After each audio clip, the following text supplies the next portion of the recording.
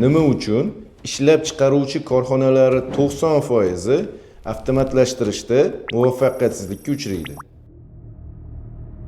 Chunki ular xaosni avtomatlashtirishga urinishadi. Keling, eng ko'p uchraydigan 3 ta xatoni ko'rib chiqamiz.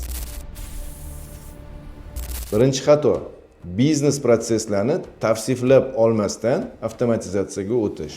Ko'p korxonalar mijoz, sotuv, xarajat, ombordagi qoldiq va ishlab chiqarish bo'yicha aniq raqamlarsiz boshqaruv hisobini va ERP ni o'rnatmoqchi bo'lishadi. Natija esa avtomatlashtirilgan tartibsizlik hosil bo'ladi. Ikkinchi xato: moliyaviy muammolar hal qilinmasdan avtomatizatsiyaga o'tish.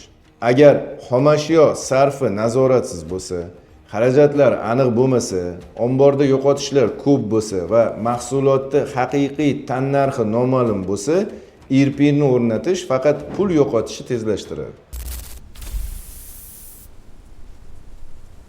Uchinchi xato esa avtomatizatsiya boshqaruvdagi muammolarni hal qiladi deb o'ylash. Avtomatizatsiya sehrli tayoqcha emas. U sizda nima bo'lsa, faqat o'shani tezlashtiradi. Tartib bo'lsa, tartibni tezlashtiradi, xaos bo'lsa, xaosni tezlashtiradi.